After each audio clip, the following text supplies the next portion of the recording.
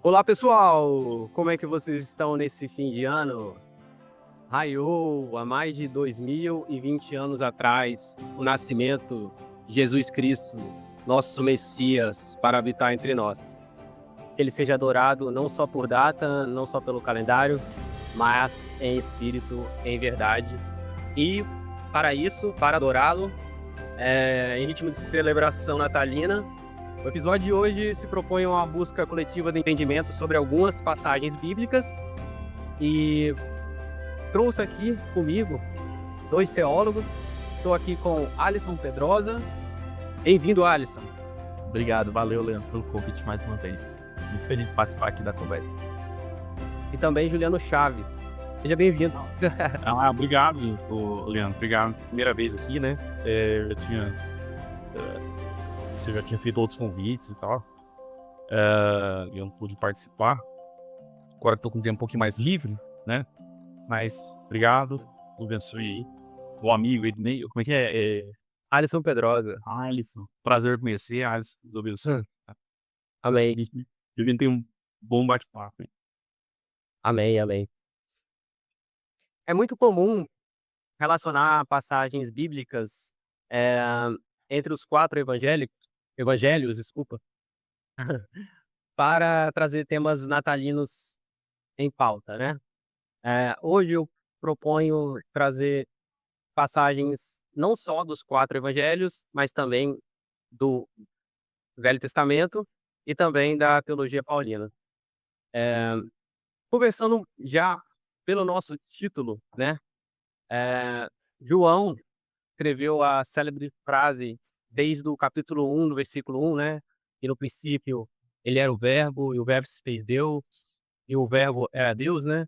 Eh, Alisson, João era considerado um apóstolo inculto, um apóstolo que não tinha grandes instruções formais, os grandes mestres da época. Ele nasceu ali na região da Galileia, não é isso? E naquela região geográfica, o idioma oficial era o latim, né?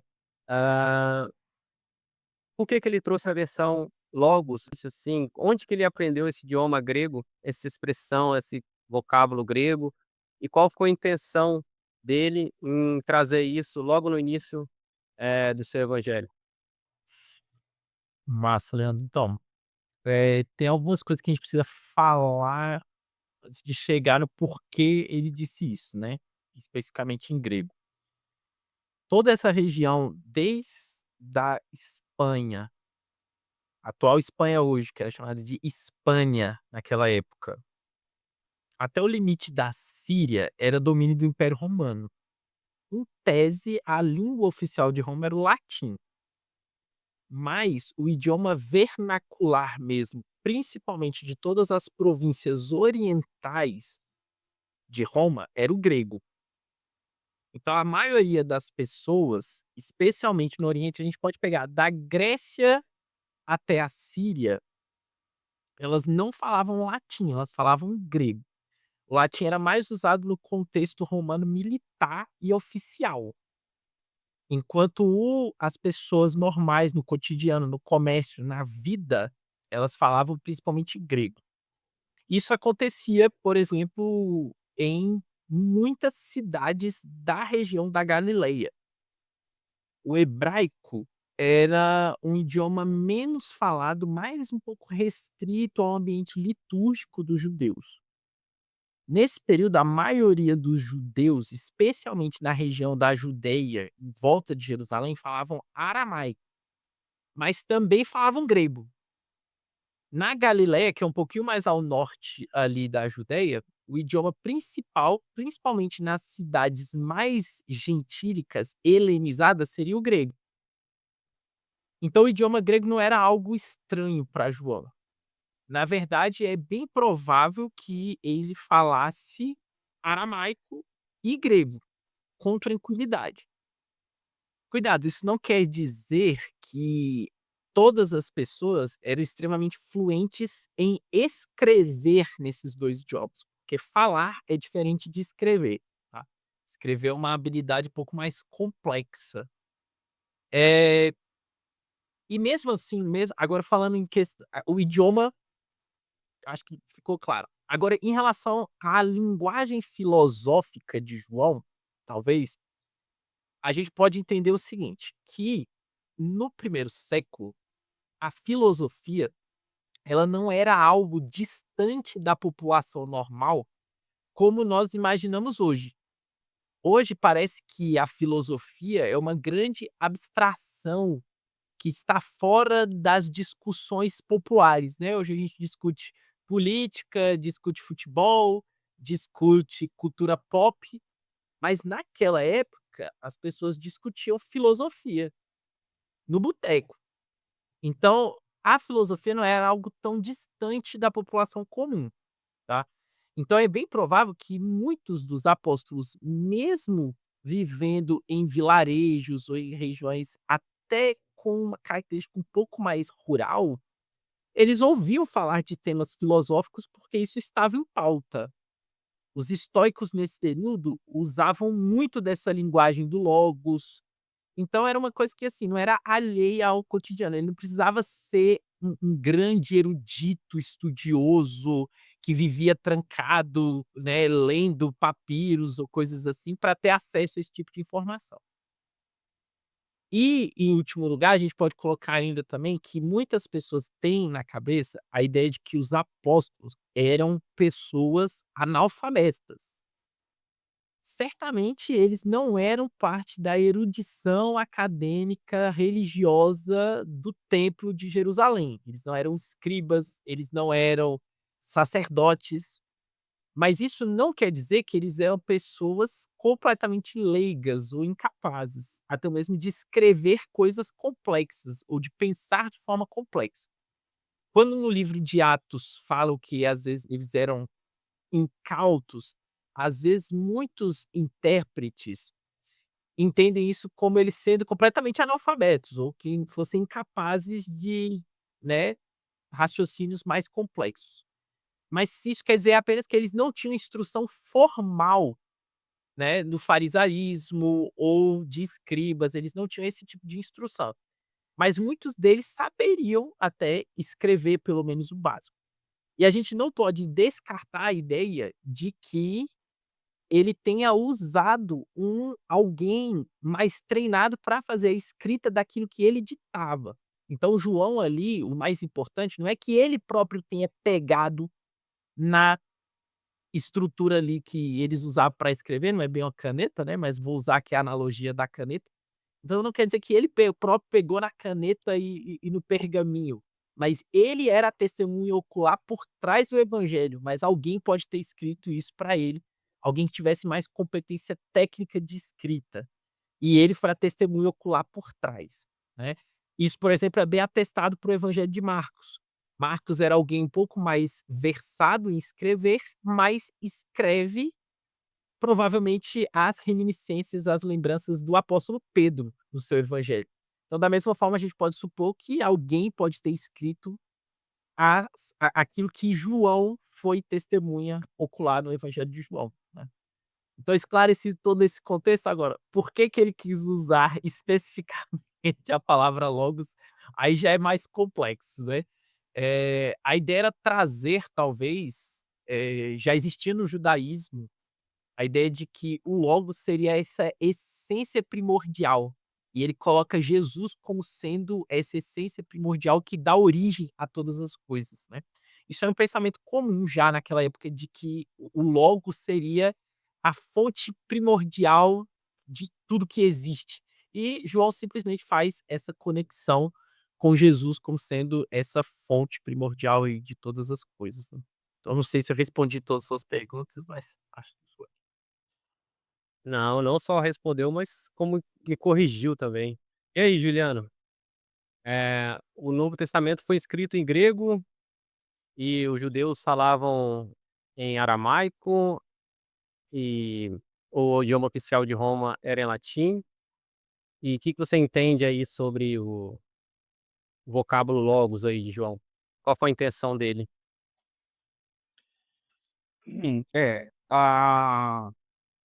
Então, essa eu acho que essa é uma pergunta, acho que interessante, E, né, como foi falado aqui, o grego, ele era a língua franca, né, do império, né. A gente pode falar, assim, a língua das transações econômicas, a língua, né, o sírio falava lá com o grego, etcétera, cretense, né, então, assim,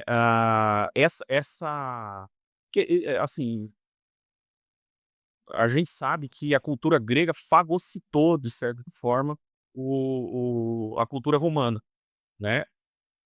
Eh, ela, diz tem uma frase famosa, né, que fala que os romanos venceram militarmente os gregos, mas os gregos venceram culturalmente os romanos, né. Então, é porque isso daí porque, tipo assim, muitos filósofos gregos, assim, eh, os gregos eles tiveram um papel importante na cultura romana, né, os gramáticos, né, de correção da língua, etcétera, várias coisas assim foram feitas, algumas coisas ali foram feitas por grego mesmo, né.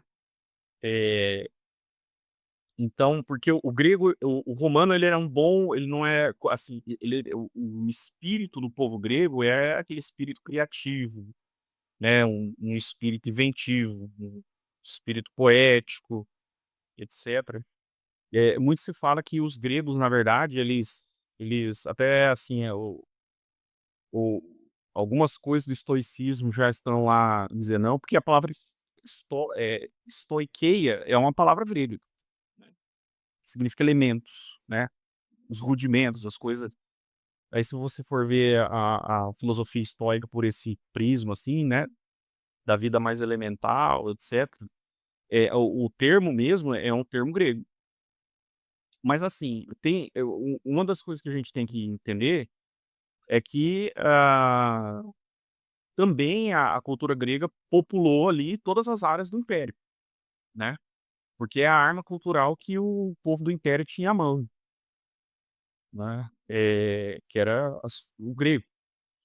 Então como era a língua franca, ali, era algo que, por ser a língua franca e a gente tem que, ver o evento também, por exemplo, a tradução da Bíblia para o grego. Né, ali, a Septuaginta, os blocos textuais ali da Septuaginta também. E era uma forma até que os textos gregos eles foram usados muito na evangelização, a gente sabe de todas essas coisas. Então assim, como os evangelhos primeiramente eles eram transmitidos aos judeus, né, os judeus da diáspora, até um certo momento, eles usavam também a Septuaginta. A Septuaginta, a um determinado momento, foi proibida dentro do do contexto litúrgico, mas ela era usada, né. Talvez não para a leitura oficial, mas muito para a leitura, né, em ensino e tal, etcétera. É uma história essa parte da história, eu sei que houve, mas, eu não sei a fundo como que foi o contexto e tal, mas assim, a gente sabe de todas essas coisas. Então, assim, o cristianismo, os apóstolos, eles, eu acho que assim, o cristianismo, hoje a gente consegue abstrair isso, né. Mas essa tonalidade universalizante que depois que morreram os apóstolos, continuaram os apologistas, né. Os apologistas também absorveram a cultura grega, juntaram com a cultura hebraica e fizeram uma coisa e eu acho que até assim, é providencial que o Evangelho de João tenha colocado justamente um termo logos, porque logos tuteu significa palavra de Deus, né, e o termo palavra já está na Septuaginta como logos, acho que é uma explicação um pouco até simplificada, assim, de todo o fenômeno, mas eu acho incrível que se tenha dado as coisas nesse sentido. E é óbvio quando a gente olha para os evangelhos sinóticos, e a gente olha para o evangelho de João, a gente vê uma grande diferença, assim, de de foco, né, o olhar do Evangelho de João é um olhar diferenciado. A gente já vê que é um evangelho um pouco mais tardio, né. Se você olha, por exemplo, algumas expressões de Jesus, para os fariseus principalmente, Jesus fala: "A lei de vocês", né. Você vê que no Evangelho de João você já sente um distanciamento dos cristãos do contexto cristão, do contexto da sinagoga. Algumas coisas nesse sentido, há uma tonalidade assim, né. Então, é alguma coisa mais desenvolvida. Como é Felipe, né, como que é? Desculpa. Como é que é? Alisson, Alisson. Ali, perdão, Marcos, perdão. Eu com nome, assim, sou uma tragédia. Mas assim, como o Alisson falou também, eu acho que mistura muita coisa. A filosofia, ela não é antigamente a filosofia, e se você vê até as reflexões do filósofo, assim, que a filosofia, ela era uma forma de espiritualidade, até também uma forma de espiritualidade concorrente com a igreja em alguns sentidos, porque ela se concentrava em alguns conventículos, né. Se você vê a academia, é uma espécie de convento, né, um conventículo de pessoas. Convento no sentido não convento no sentido de convenção de pessoas, né, era um ajuntamento de pessoas. Se você vê os epicureus, a ideia do jardim, né, é uma convenção de pessoas, é um ajuntamento de pessoas, e a filosofia é muito mais um jeito de viver, né, uma forma de espiritualidade. Você vê, até as pessoas estavam tentando se agarrar a alguma coisa no contexto da queda dos impérios, se vê que as identidades, dos povos, das nações ali, era tudo diluída por causa do avanço violento do império. A gente eu acho que olhar até o avanço do cristianismo, tem um filósofo que fala, né, que o cristianismo ele injetou um espírito da ressurreição na no necro num necrotério, né, civilizacional, né, uma espécie de necrópole civilizacional que era Roma, porque ela devastou todos os as as regiões, tirou a identidade deles, então as pessoas, alguns iriam se refugiar em alguma forma de espiritualidade, como era a filosofia. E havia termos, né, o estoicismo era a grande filosofia dos grandes pensadores romanos, e eles usavam justamente esse termo logos, né, lembra até Hegel, né, em certo sentido, a ideia de logos, porque o império, de certa maneira, era a encarnação de uma ideia eterna também, né, no sentido imanente, e lembra um pouco Hegel e tal. Mas assim, enfim, eu acho que talvez o João não tivesse pensado nesse jeito, mas eu acho que foi um casamento muito feliz, né, de falar da encarnação do verbo como a encarnação do logos, que é um termo que os gregos entendiam bem, e logos toteu como palavra de Deus, que é umas coisas que os judeus também entendiam muito bem, né. Então, eu vejo mais ou menos por esses sentidos. Não sei se o Atos discorda, concorda, mas Não, pode comentar, Alisson. Eu trago aqui no podcast algumas questões que eu já li, fiquei em dúvida, não entendi, aproveito para trocar essa ideia. Qual foi a minha intenção em trazer essa pergunta, né, porque eu já vi associações de, verbo, logos com cosmos, né, ele quis trazer essa questão: "Ah, agora o que vocês entendiam como impessoal, agora está encarnado e agora é pessoal". Então ele queria já, desde o início, trazer essa questão de encarnação mesmo, né. E também sobre, no aspecto filosófico, Juliano, também pode, significar razão, né. Logos pode significar razão, é interessante isso. eu falo de logos é uma palavra muito abrangente, né, para o termo grego. Lógico que ela, assim, no contexto cristão, ela ganha um significado muito maior, mas o logos também discurso, né, discurso. E o discurso, como ele é racional, né, o grego, a ideia de logos nesse sentido é só, pra eles, assim, significa várias coisas, né, como palavra, né, voz, assim, o jeito como se fala, né, e discurso. Então, mais ou menos isso. Ótimo, ótimo.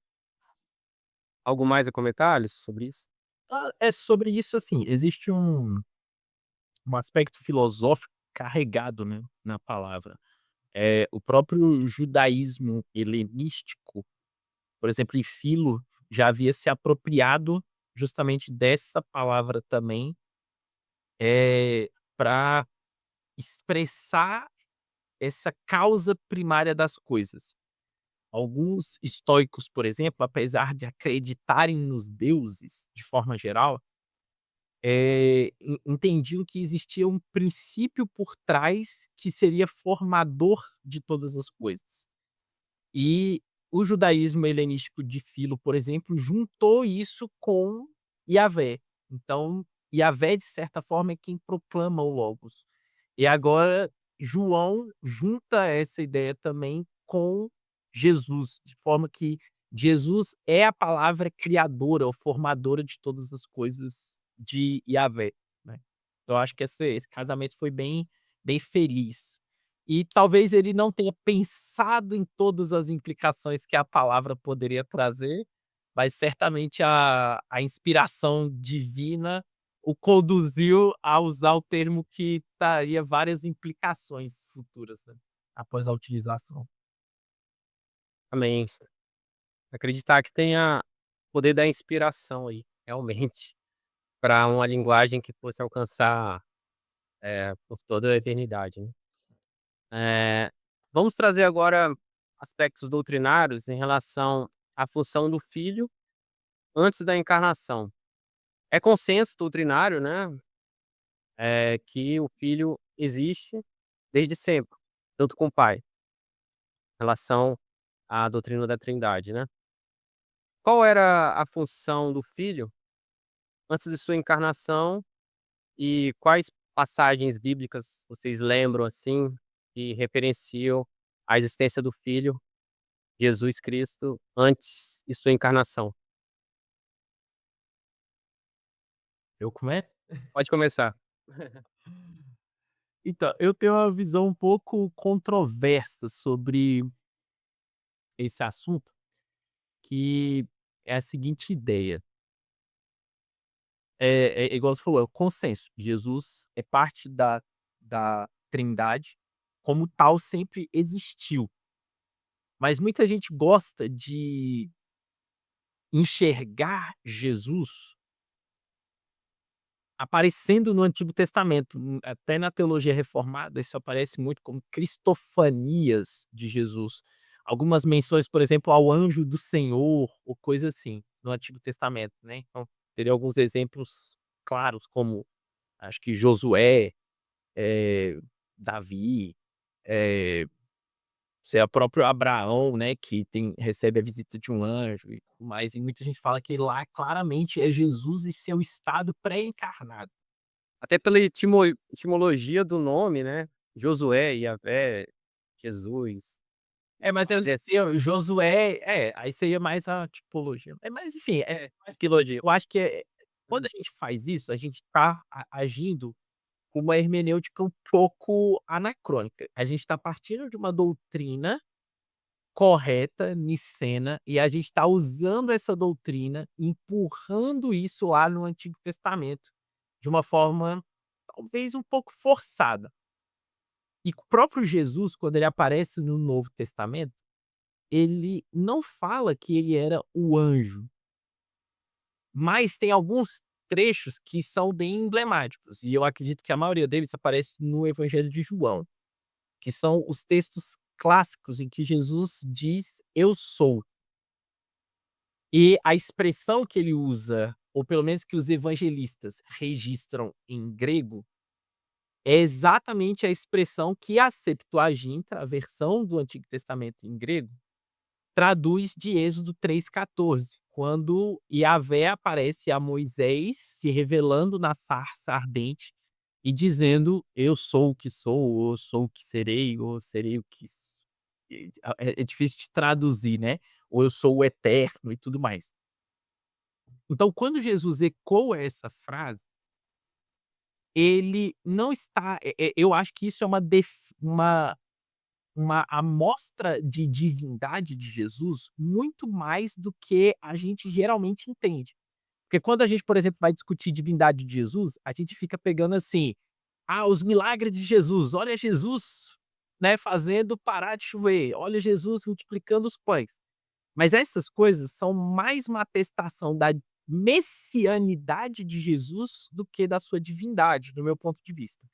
Agora, quando ele para diante de uma audiência de judeus e fala: "Eu sou o pão da vida, eu sou a porta das ovelhas, eu sou o caminho, eu sou a ressurreição e a vida", Jesus não está discutindo com ateus modernos da internet, mas ele está fazendo uma afirmação muito enraizada na história de Israel.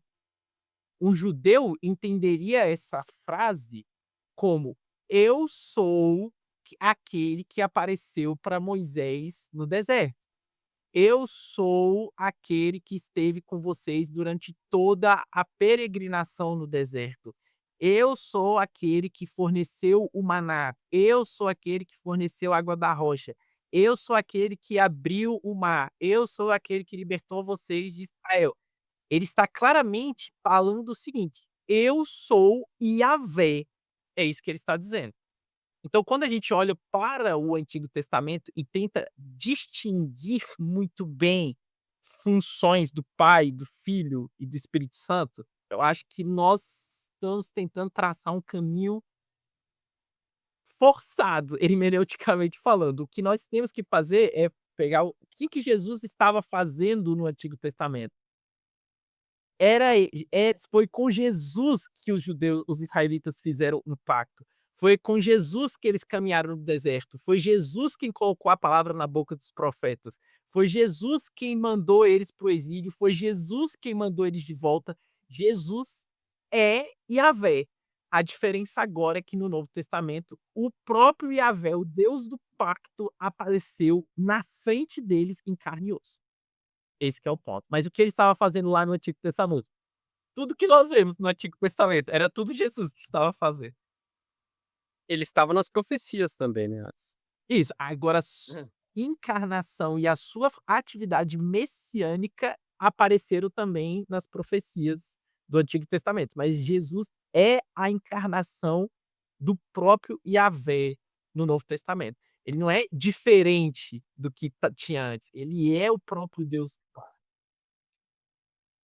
Ou seja, ele era o verbo, Juliano. O que que ele estava fazendo lá no Velho Testamento? Tudo. Diz aí, É, Juliano.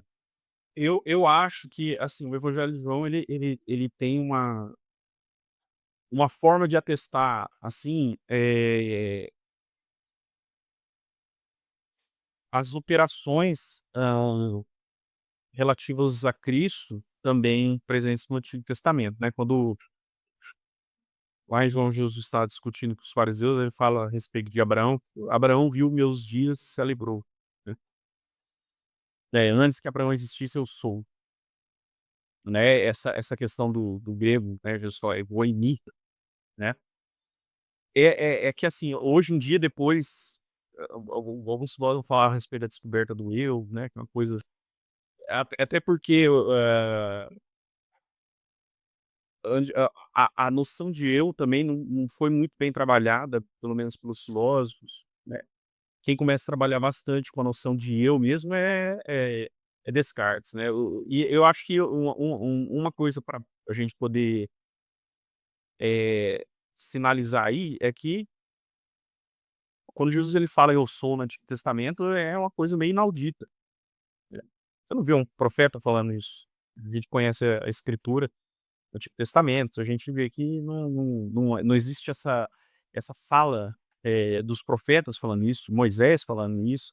Então, uma pessoa que chega e fala, tanto é que ele é acusado de blasfêmia por causa disso, né, é que ele quer desfazer Deus. Porque quando Jesus realmente, né, quando Jesus ele fala: "Eu sou", o ouvido judaico, ele entende o que Jesus está querendo falar, né. O ouvido das pessoas ali está querendo entender, e João é explícito, do início ao fim, no evangelho, em querer justamente afirmar isso, que Jesus é o filho, até ele fala, né, um dos objetivos, que os milagres ali foram mostrar para que as pessoas tenham fé e entendam que Jesus é filho de Deus, para que tenham vida através dele. Quando você fala para você ter vida através dele, já é uma coisa, muito, assim, muito além de tudo aquilo que foi mostrado na revelação do Antigo Testamento, quando se referindo ao opressor, né. A gente vê isso, falando a respeito de Deus, mas não de alguém, de um ser humano ali, que obviamente que com tudo ali se dá a noção de que ele é Deus. Então, eh eh, eu vejo que, por exemplo, quando os reformados e eu acho uma explicação maravilhosa, né, falando a respeito de, tipo assim, da doutrina aqui, né, da justificação pela fé. Quando ele fala a respeito da justificação pela fé em Cristo, e Calvino começa a querer fazer isso daí, né, ele quer ser muito sistemático com isso, parece que é forçação da parte dele quando ele quer fazer isso daí. Ele fala que, assim, todos só foram justificados pela fé, mesmo no Antigo Testamento, é que com base nessa palavra aí de Jesus em relação a Abraão, que Abraão viu os dias de Cristo, por isso se alegrou, né? Ele entende que a justificação pela fé, a confiança na promessa, vem também dessa visão de Cristo, em certo sentido, né? A Calvino não está interessado em estabelecer os limites disso, né? Nem ficar sistematicamente, não está com essa obsessão assim na hora. Mas o que ele quer dar a entender é que Jesus ele fala no Antigo Testamento. É óbvio que as operações da Trindade, aquilo que diz respeito a cada pessoa, né? Ela é alguma coisa que é importante na teologia. Por exemplo, a gente fala que a tarefa da vivificação, a tarefa da regeneração, a coisa operada, os benefícios são operados pelo Espírito, né, na economia da salvação, que o Filho é o Salvador, né, foi lá na cruz, etc. É óbvio que, tipo assim, ou que Jesus o tempo inteiro no Evangelho não se referia ao Pai, né, por exemplo. Eh, assim, a gente querer divisar assim, é lógico que o Pai, o Filho e o Espírito Santo, todos são Yahvé, né, como tá falando aqui. Eles são Yahvé, eles são o que são, né. Todos eles têm isso, eles são o que são, né, porque eles são um único Deus, né, em essência, eles são um único Deus. Eh, e é óbvio que na complexidade da teologia da Trindade, a gente quer, eh, encaixar alguma coisa que a gente sistematizou depois para um evento revelatório, né, talvez a gente tenha dificuldades aí para poder fazer as devidas distinções, mas existem na Bíblia operações que claramente você refere ao Pai, ao Filho e ao Espírito Santo, e eu acho que o Evangelho de João fala muito disso, né, eh, que Jesus, ele não seria autista, né, de estar orando para ele mesmo, né, o pessoal fala, né, Jesus orando por ele mesmo. Assim, nesse sentido, ah, quando Jesus ele tá falando a respeito de si, ali, da sua divindade, porque ele no Evangelho de João ele prega explicitamente isso. Ele prega e ele quer que as pessoas entendam o que ele tá falando, né. A gente não pode descolar Jesus do contexto geral da revelação. Então quando Jesus ele fala isso, ele tá falando, né, eh, "Eu sou o caminho, a verdade e a vida", né, e a gente falando dos gregos ali. Interessante que quando o Aristóteles vai falar lá na Metafísica a respeito do primeiro motor, ele fala que uma das coisas relativas ao primeiro motor, primeiro, né, é autossuficiência, autarqueia, né, no termo grego. O outro que que ele tem em si a vida, né. É um dos atributos que ao primeiro motor que o Aristóteles fala é isso. Isso vai ser alvo de especulação, né. Eh mais para frente na teologia cristã, mas só falando a respeito disso aí, aquele que tem em si mesmo a vida, até Aristóteles ele fala assim, aquele que tem em si mesmo. Então é uma noção comum de divindade, quando Jesus fala que ele tem a vida, que ele dá a vida, pelo menos para o ouvido grego vai conseguir entender, saber o que é isso. E para o hebraico, para o ouvido hebraico, quando ele vai falar eu sou, né, eu sou a vida, eles também vão conseguir entender isso daí, né. Então acho que assim, é algo universal. Pelo menos eu vejo, se a gente olhar com generosidade o evangelho, é isso que dá para entender. Legal. Quer comentar, Alisson? Algo mais a respeito? Senão posso pro Pode ir pra próxima. beleza, beleza. Uma curiosidade bíblica então, eh, sobre a genealogia de Jesus. No Evangelho de Mateus, a gente encontra a ordem cronológica da árvore genealógica de Jesus, né. Em Lucas, a gente encontra a ordem inversa. Qual o motivo do dos apóstolos terem escrito dessa forma, ou falado dessa forma, Alisson? Essa é uma ótima pergunta, que eu não sei a resposta. Eu já vi tanta coisa sobre, as razões pelas mudanças das genealogias, mas é até um tema que muitos, às vezes, críticos da Bíblia apresentam, né, porque as genealogias não são iguais, né. E havia algumas explicações que dizem assim: "Ah, porque Mateus traçou a genealogia a partir de José, Lucas traçou a genealogia a partir de Maria, e eles meio que eram da mesma família, que não é improvável e tudo mais". Mas as razões pelas quais cada um deles, esboça a genealogia de um jeito, é muito difícil de sondar, eu acho. Tem ênfase judaica, talvez, ou não? Então, eu não sei, porque o que que acontece, existe uma eu acho que quem inaugurou essa ideia, eu não sei, pelo menos até onde eu consigo rastrear, foi um cara chamado Raymond Brown, que ele faz um comentário muito famoso sobre o Evangelho de João, e ele propaga a ideia de que cada evangelho foi escrito para uma comunidade específica.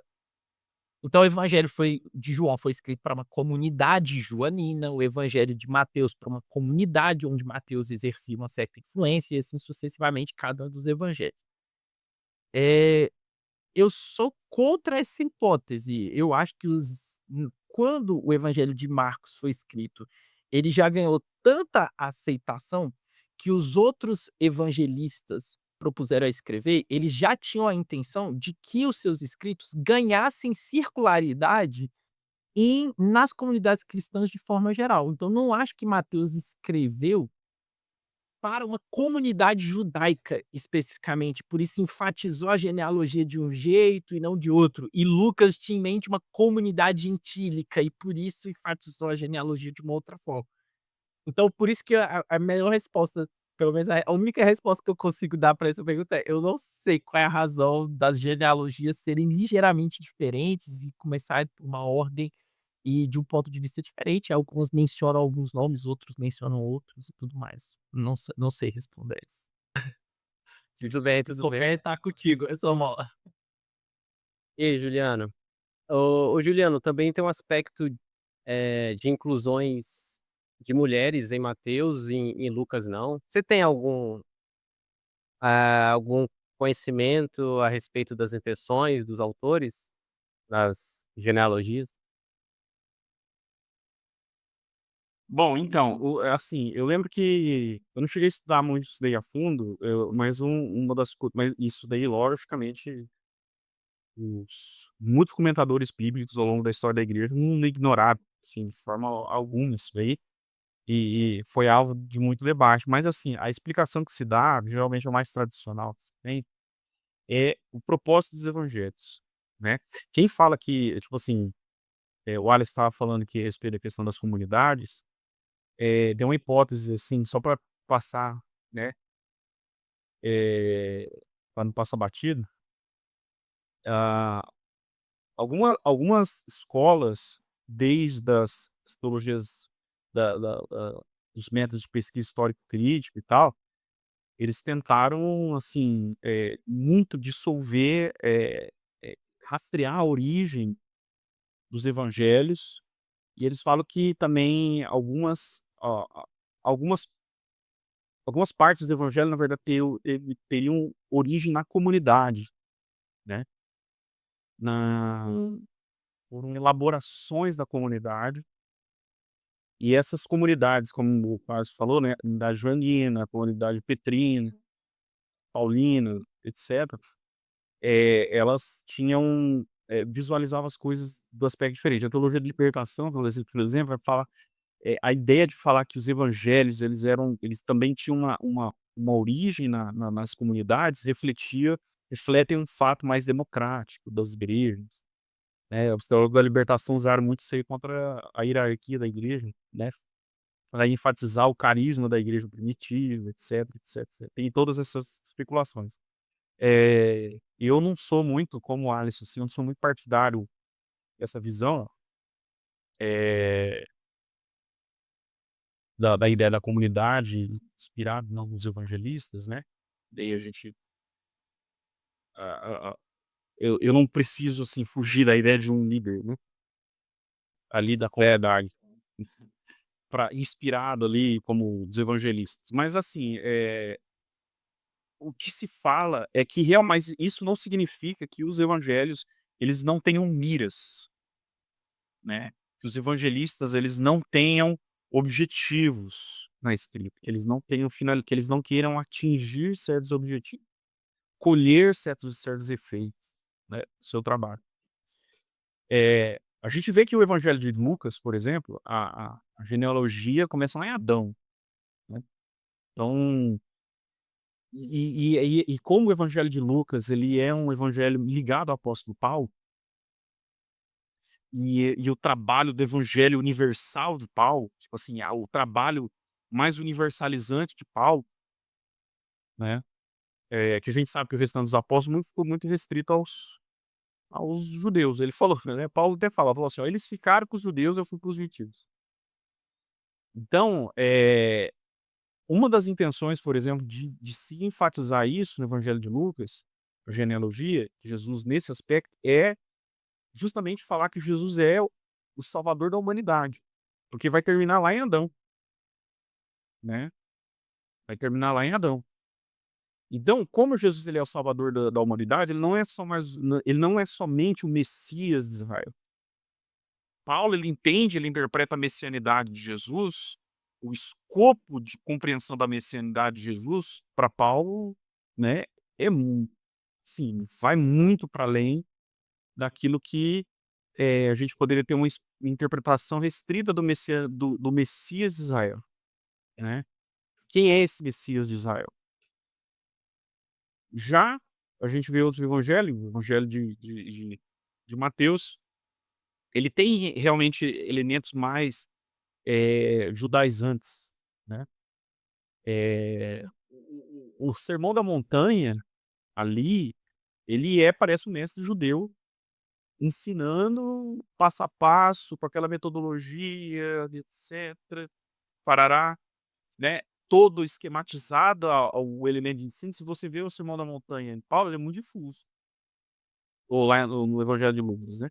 Não tem uma ordem, assim, tão elaborada como tem no Evangelho de Mateus. Então, eu acho que, assim, a genealogia, então, ela não cai da árvore dos acontecimentos ali nos evangelhos, nem no de Lucas e nem no de Mateus. Então, eu acho que talvez a genealogia ela reflita muito bem essa intenção, né. De mostrar que Jesus ele é o Messias de Israel, talvez enfatizando mais a genealogia de José, acho que deve ser, porque a ideia da que é o filho de Davi, né. Tem que ver isso daí, e talvez o evangelho de Lucas ele reflita mais essa questão da universalidade, né, que Jesus ele é um da raça, né, e ele como pertencente a um membro da raça, ele é aquele que é o Messias, isso é enfatizado também no evangelho de Lucas, né, quando ele vai lá para Nazaré e fala: "Ó", mas ainda bem, mas mesmo assim, a ideia da rejeição do Messias também é muito populada ali no evangelho de Lucas.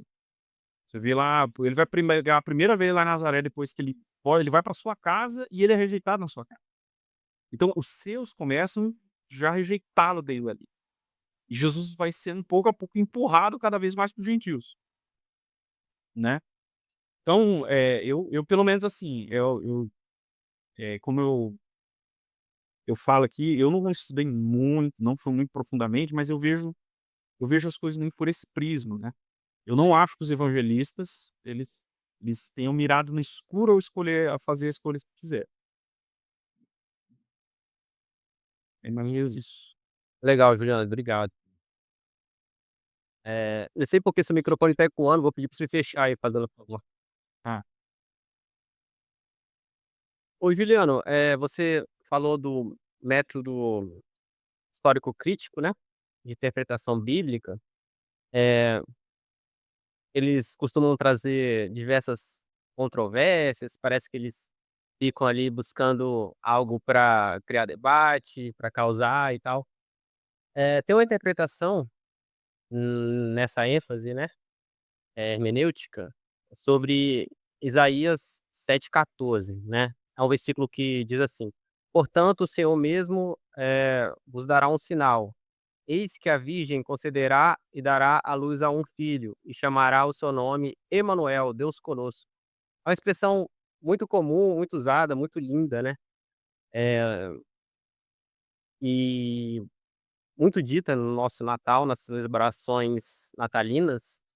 Esse termo era apontado para Cristo, lógico, Deus conosco, eh, mas aí existe uma controvérsia, algo a ser debatido talvez em relação a o tempo que ele foi empregado nesse versículo, né. Porque uma interpretação diz que uma virgem conceberá, né, a virgem, o termo se chamava, em hebraico, betuá, e uma interpretação diz que, não era virgem, era uma mulher jovem, e o termo hebraico é alma. Então, uma interpretação entende que essa virgem, logicamente, seria Maria, e a outra interpretação diz que essa virgem seria a mulher de Isaías, nosso profeta. Eh, Na interpretação em que, diz mulher virgem, intenciona para a linhagem davídica, né. Eh, Quando Isaías está falando para o rei Acás, ele está dizendo assim: "Fique tranquilo, Deus conosco, nesse momento de turbulência que a gente está passando, e a jovem mulher, eh, que no caso seria a esposa dele, iria dar andamento à linhagem davídica até Jesus". E outros interpretam que, a esse Deus conosco está se referindo já lá no Novo Testamento, né, em Mateus. O que você tem a dizer sobre isso? Você entende de qual forma essa expressão "Deus conosco"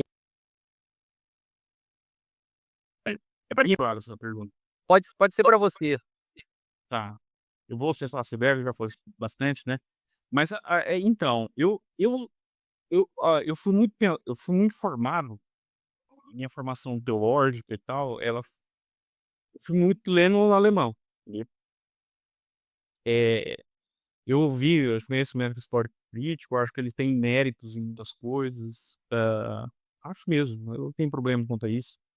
Eu acho que ele explica muito a relação histórica do texto com aquele que em algum muitos pontos, né, lógico que método histórico crítico, aí você coloca todo mundo no mesmo lugar, né, acho que, né, todo mundo briga, mas, porque as interpreta não existe uma escola dogmática de pessoas que têm o método histórico crítico, eles vão somente num sentido só, eles estão no mesmo vetor, né. Eu acho que não é muito bem assim, mas, eh, algumas conclusões de alguns membros dessa escola não convincente. Então assim, eu não ao mesmo tempo, falando aqui com Bart, né, eu não tenho que escolher entre a inspiração da escritura e o método histórico crítico em muitos pontos, eu não preciso fazer essa escolha, né.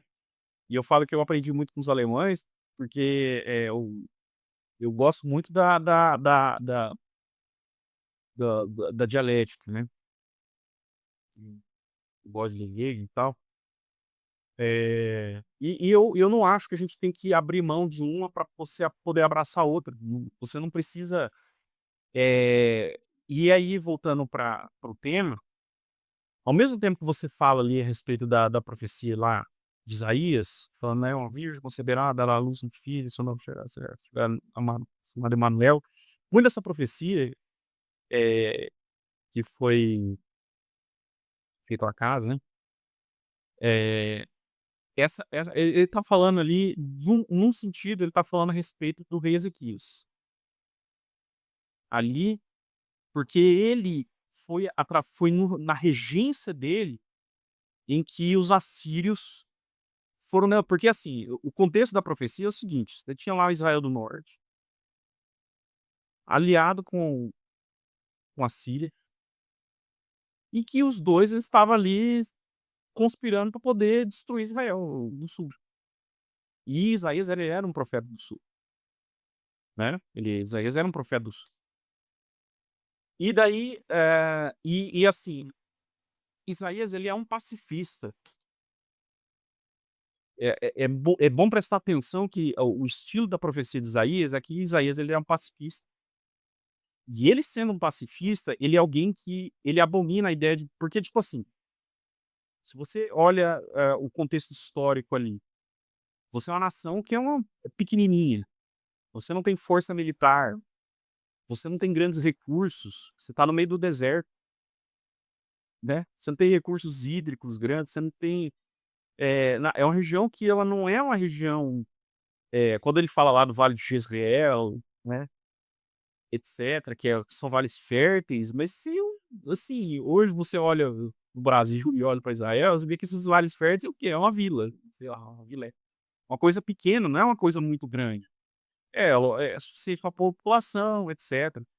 Eh, você vê o Vale do Neguev no norte, né, o Neguev, a região do Neguev, que são regiões mais hidratadas, por assim dizer, que são regiões mais férteis. Isso não é uma coisa muito grande, espacialmente falando. Então é uma região de poucos recursos. Então, é muito fácil você se sentir tentado a fazer alianças com outras nações para você se defender.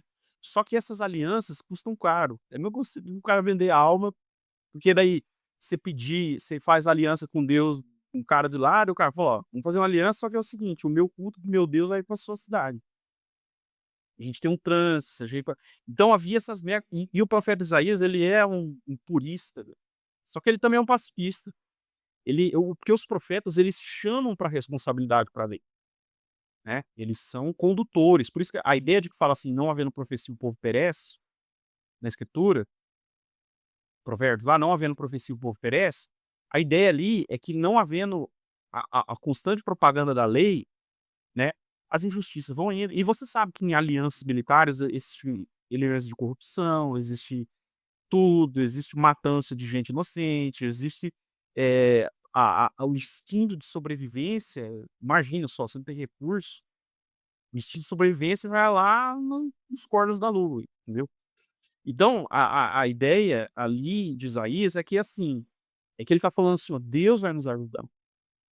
E você vai falar, por exemplo, se você for falar para um governante hoje, você falou assim: "Ó, lá para a Ucrânia, ó, não peguem armas, Deus vai te ajudar", né.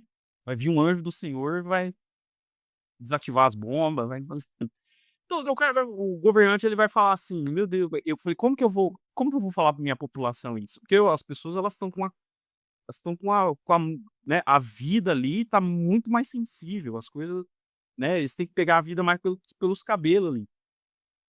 Não tem paz, assim. Então, imagina Isaías profetizando nessa época. Tem que ter muita fé pra falar o que ele estava falando. Então eu falo assim, ó, ó, né, a vir da lua, esse será o sinal que você vai vencer o rei da Síria e também o reino do norte, né, e Acabe.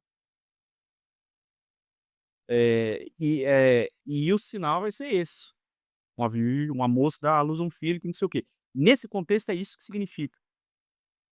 Só que assim, pela luz da revelação divina, eu sou totalmente crente na ideia de que existe eu acho que Deus ele tem uma visão mais ampla. Ele pode mirar isso, mas isso também pode ser um evento simbólico que joga luz a um evento muito maior. Então a profecia ela pode ter duas camadas, né. Uma camada que é histórica, né, e eu acho que esse evento de Isaías diz muito aquilo que a igreja era no início, né.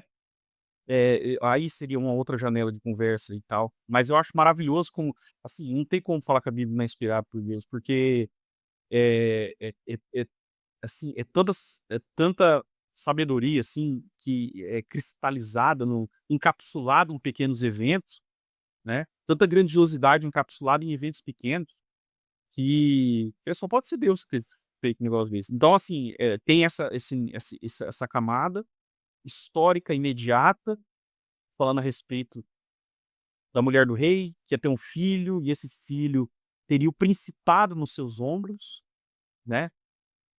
E ele era um maravilhoso conselheiro, etc, né? E nesse evento, mirando esse evento, mas também mirando uma coisa muito maior, para a libertação verdadeira de Israel, para a libertação contra a tentação do Império Romano, né? De você cair naquela, você cair no seu instinto de sobrevivência e você se macular com isso, acreditar que existe um Salvador, que a graça é maior do que a vida, que o contexto histórico ele é nada perto de Deus, correto? E é uma mensagem que fica, mas é isso que eu vejo. Bacana, Juliano, você trouxe até uma interpretação que eu nunca tinha lido ou ouvido, né, que eu tinha ouvido a questão da mulher de Isaías, que era jovem. Ô Alisson, você acha que foi alguma questão aí de tradução? Porque a única tradução nossa que traz, eh, jovem mulher é a NTLH, né. As outras, não trazem virgem. Por quê colocaram virgem lá? Eles interpretaram que era Maria e colocou virgem, sendo que em hebraico não está escrito virgem? É confirmado, isso é claro, vamos deixar isso claro. Em hebraico não está escrito virgem, está escrito virgem? Então, em hebraico, o termo, ele quer dizer jovem, mas é o termo para uma mulher bem jovem. Então a gente não tá falando de uma jovem de 25 a 30 anos, até porque naquele período isso não seria uma mulher jovem. Então a gente tá aí na casa, né, daquelas meninas que estão ali entre 12, 16, 17 anos. É quase que análogo ao termo virgem. Por quê? Porque é uma jovem realmente muito jovem, então dificilmente uma mulher jovem, que seria usado esse termo, que não fosse casada, dificilmente ela não seria virgem, entende? Então assim, ok, agora realmente a melhor tradução ali seria jovem mesmo. Eu acho que a NTLH acerta muito quando em Isaías traduz como jovem e quando em Mateus traduz como virgem, porque o termo grego que Mateus usou é virgem. Ele não usou o termo jovem, Mateus usou o termo virgem, especificamente, né. Então, a tradução da NTLH é boa, por quê? Porque, no meu ponto de vista, ela respeita uma progressão revelacional. Muitas vezes a gente entende hoje, a gente pega o texto de Mateus, dos evangelhos, e fala assim: "Ok, Maria era jovem, era virgem, então vamos empurrar isso daqui já que Mateus usou, então vamos empurrar isso aqui lá atrás e vamos colocar como virgem já aqui no Antigo Testamento". Isso é forçar até mesmo o texto profético. Eu acho que o Juliano foi bem, assertivo quando ele disse que profecias têm camadas, né. Isso, especialmente o Mateus, a gente tem um problema hermenêutico muito grave nas mãos, né. Ele não faz só essa mudança, ele aplica a Jesus termos, por exemplo, de Oséias: "Do Egito chamei meu filho", que em tese, assim, tá falando de um contexto histórico muito específico do profeta Oséias, que ele pega e aplica a Jesus. Existe toda uma área de estudos do Novo Testamento dedicada a estudar esse tipo de coisa, que chama o uso do Antigo Testamento no Novo Testamento. Então, como que os apóstolos, os escritores do Novo Testamento estão usando o Antigo? Porque a forma como eles usam pode estar validando a forma como nós usamos também.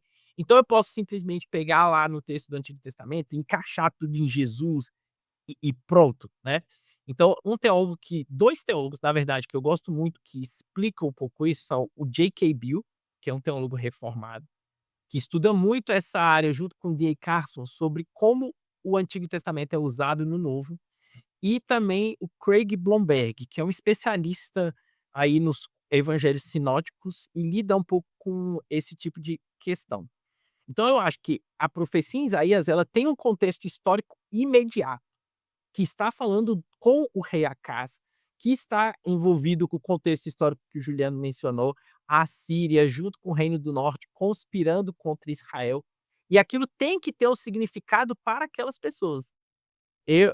Nas aulas do seminário, é uma frase que eu falo com muita frequência: "O texto não pode significar para nós hoje algo que não significou para os seus ouvintes originais". Então a gente não pode simplesmente achar que Isaías estava falando de Maria 700, 800 anos depois, para aquelas pessoas. Que sentido teria essa aplicação para aquelas pessoas que estavam ali ouvindo aquela profecia? Que isso traria de consolo para o coração do rei Acaz, que estava vendo um império gigante querendo invadir o seu território, entende? Então, beleza, daqui 700 anos uma virgem vai ter o Messias. Me ajudou em nada que agora eu tô com o mesmo problema que eu estava antes, então não resolveu nada a minha vida. Então ele precisava de algum consolo, e Isaías está trazendo um consolo para ele. Eu acho que a gente também não precisa encontrar um recipiente específico da profecia. O menino não precisa ser alguém especificamente, a jovem não precisa ser alguém real. Lembra que é uma profecia, então ele está trazendo um consolo para o rei Acaz, dizendo o seguinte: vai nascer um menino, e antes que este menino possa crescer e saborear de alguns elementos, de alguns alimentos que ele menciona lá no texto, esse problema já vai estar resolvido. A Síria já vai ter desistido desse processo de conspiração. Então, eu fico com uma interpretação um pouco mais metafórica da profecia, no sentido de que não existe um menino específico. Ele não precisa ser filho do rei, nem filho do profeta.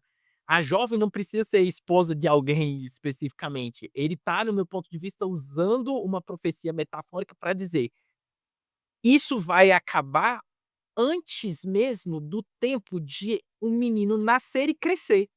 Então esse perrengue que você está passando agora, Reacasa, ele não vai durar muito tempo. Suporta por algum tempo, porque Deus está com você. Esse é o ponto. Se sustenta em Deus. Emanuel ali é o nome profético de Deus está com você. Ele não precisa ser um menino real. Agora, 800 anos depois, quando Mateus vê Jesus, ele resolve fazer um uso tipológico desse texto.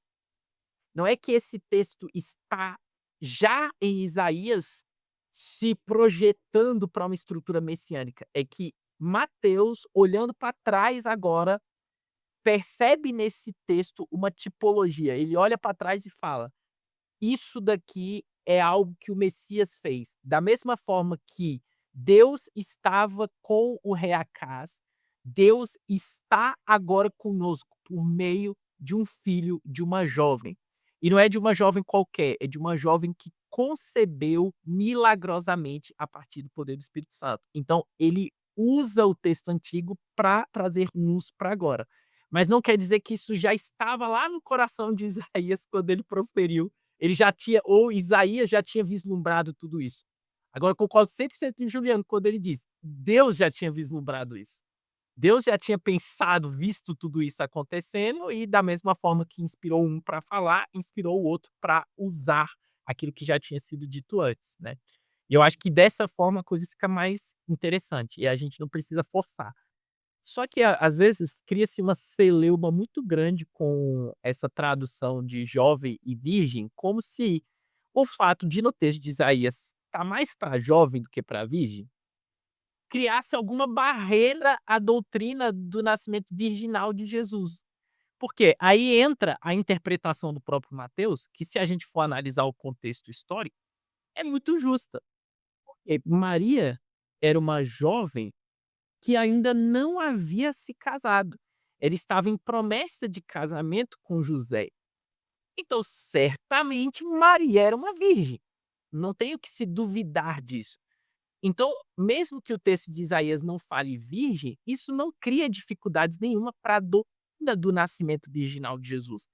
ainda que não existisse o texto de Isaías e não existisse a tipologia de Mateus ao texto de Isaías, a doutrina do nascimento virginal existiria do mesmo jeito, mesmo sem esses 2 textos. Por quê? Porque Maria era uma jovem e o texto diz claramente que ela estava desposada de José, no sentido de estar prometida a José.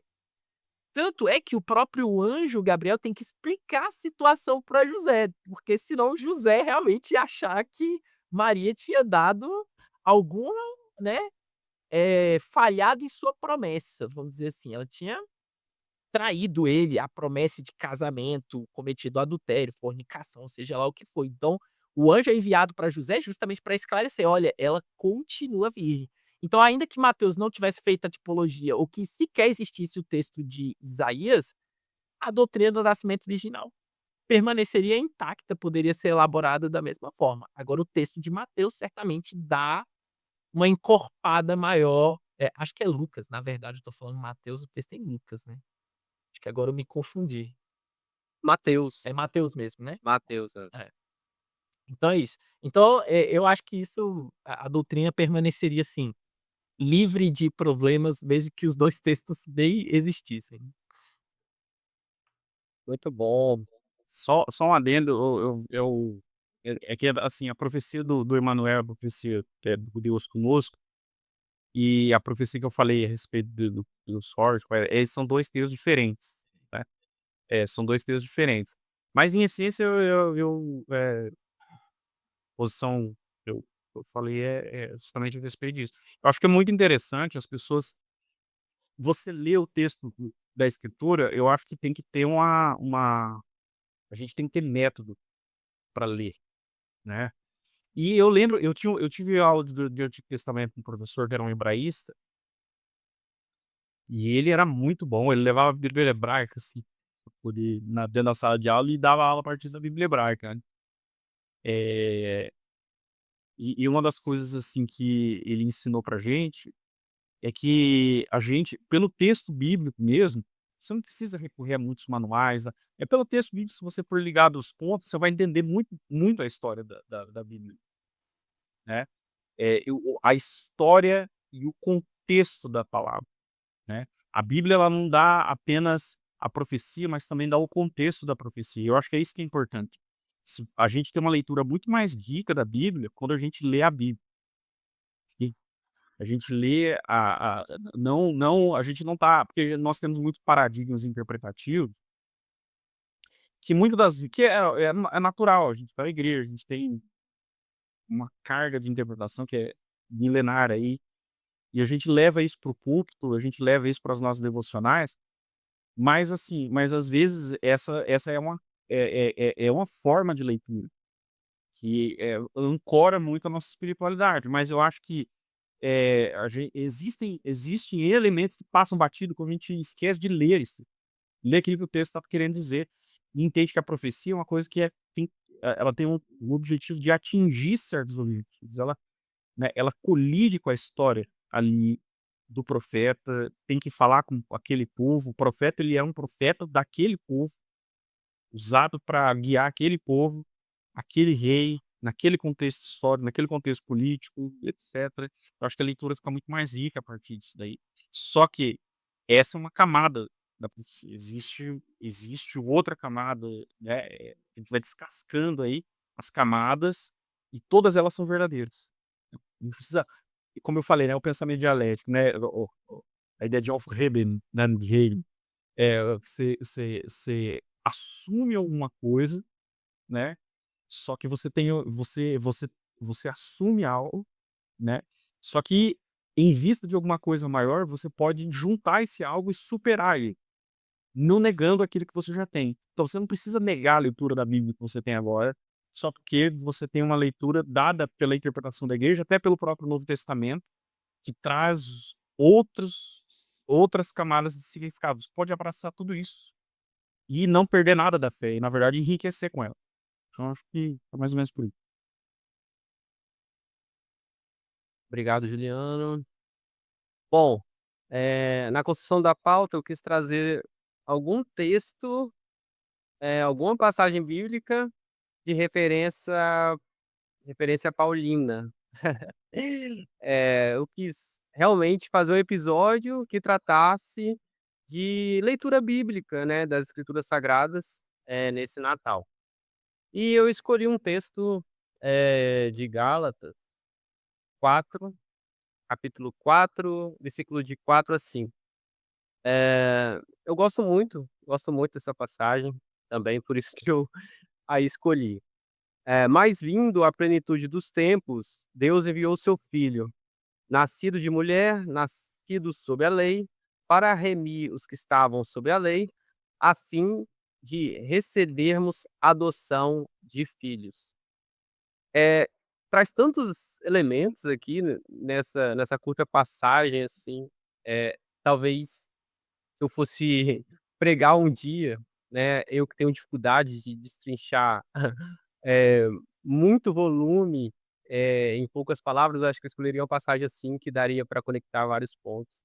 Eh, Ô Alisson, primeiro, por que, que a Bíblia chama, esse período vivido por Jesus, de plenitude dos tempos? Seria em relação ao desenvolvimento da civilização humana, que foi um momento crucial ali da civilização humana? Teria alguma referência histórica, assim, falando culturalmente mesmo, desenvolvimento, econômico, ou tem algum aspecto, o aspecto aí é espiritual, é um aspecto teológico mesmo? Sobre plenitude dos tempos, você já pensou sobre isso ou não? Muito, eu recebo muito essa pergunta, até porque, assim, como a minha área de concentração de pesquisa é o contexto histórico do Novo Testamento especificamente, né, então é quase que eu tenho que ser, estudioso do Novo Testamento e historiador de Roma.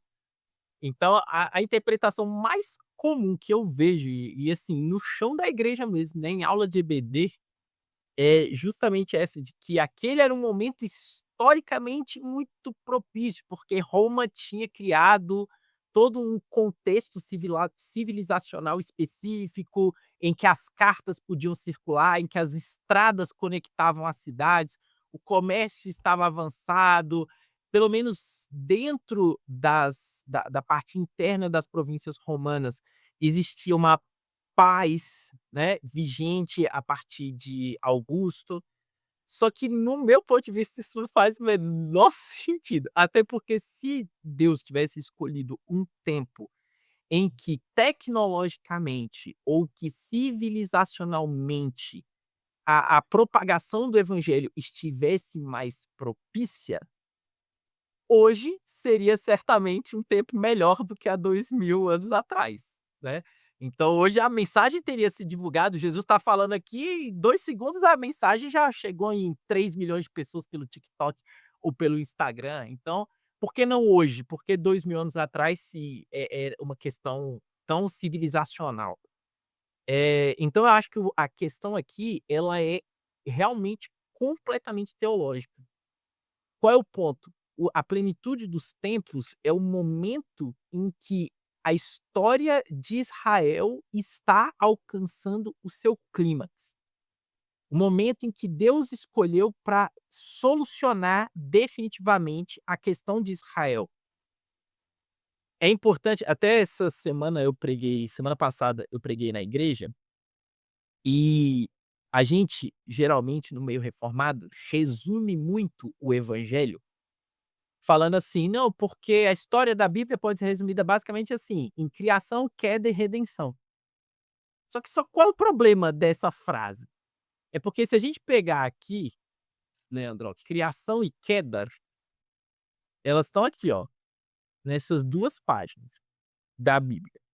Essas 2 páginas iniciais, pelo menos dessa versão da Bíblia que eu tenho aqui. Vamos considerar redenção o Novo Testamento inteiro. Eu vou pegar aqui, vamos considerar a parte aí da redenção, o Novo Testamento todinho. Se eu considerar o Novo Testamento todinho, a gente tem isso aqui, ó. Então, isso aqui seria criação e queda, isso daqui seria redenção. Qual é o problema disso? Porque essa frase ignora tudo isso aqui da Bíblia. Então, criação e queda tá aqui, redenção tá aqui, e o que que eu faço com tudo isso aqui que tá no meio? Que parece uma parte bem grossa. Essa parte aqui tá contando exatamente a história de Israel. Então, onde entra Israel nesse projeto de salvação? Tipo, se Deus quis com Jesus realmente salvar um grupo de pecadores, ele podia ter realmente pulado da queda para a redenção. E a história de Israel ficaria completamente sem sentido, sem utilidade. Então, quando Paulo fala em plenitude dos tempos, é porque essa história aqui chegou no fim. Essa história aqui chegou no ápice, chegou no auge. Jesus veio para ser o representante de Israel, para fazer aquilo que Israel, em todas essas páginas, não conseguiu fazer. Para cumprir aquilo que Israel foi incapaz de cumprir, de ser bênção para todas as famílias da terra. Então Jesus vem para isso. Então a plenitude dos tempos é o ápice da história de Israel. Jesus agora será a vocação de Israel cumprida, levada a cabo em todos os seus sentidos. Isso é a plenitude dos tempos. Muito bom. Quer comentar, Juliano, a respeito disso? Eu acho bem pertinente, porque você vê, né? Chega até a ser irônico o fato, eu acho que o Alisson talvez concorde comigo, como que os, os tradicionais, às vezes os evangelicais, eles caem em uma espécie de apego à história que é muito comum aos liberais, né? Se você for ver Ernest Trost, né? Se você for ver o Harnack, se você for ver o desejo da escola, assim, e para ser bem sucinto e direto, o desejo dos liberais era serem científicos, né? Os desejos dos liberais é o quê? Eles, por isso que assim, você vê a imensa produção da escola da teologia liberal, ela está muito ligada a essa questão de, igual, por exemplo, quando um tradicional vai lá nas aqui no Paraná, por exemplo, a gente tem a estrada do Guarapuava, que vai ali, passa ali para Curitiba, tem uns relevos, né? Tem umas serras ali, a Serra de Guarapuava e tal, uma coisa bem bonita. Aí eu lembro que eu estava viajando uma vez com um pastor e a gente estava indo para um congresso de pastores lá em Curitiba, da Ordem dos Pastores aqui do Paraná, Batista. E daí ele pegou, ó, você tá vendo disso daí? É o efeito do dilúvio, né? Que é a questão do meximento, assim, do movimento da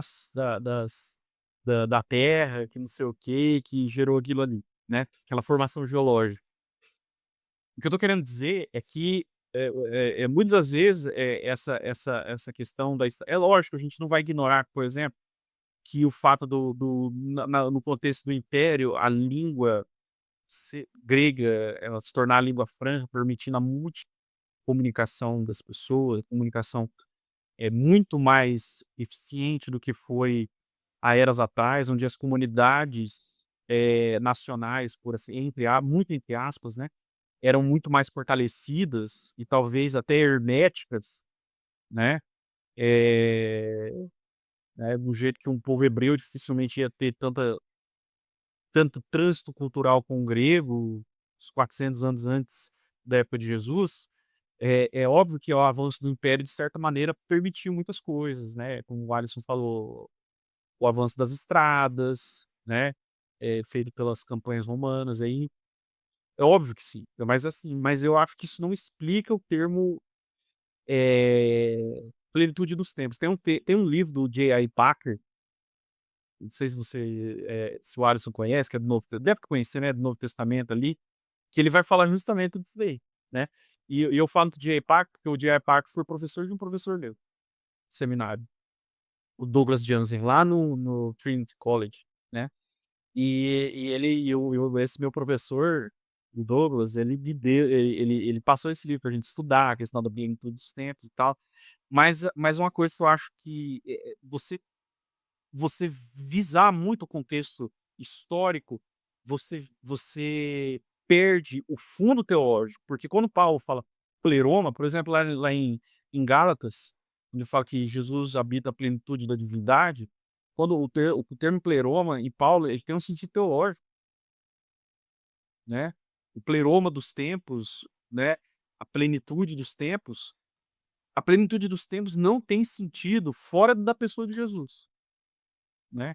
Porque Jesus revelando o Pai ali, cumprindo as profecias, é ele que é a plenitude dos tempos.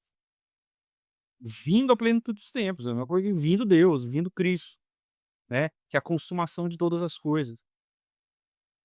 E aí, assim, aí eu gosto da interpretação do Barth, né?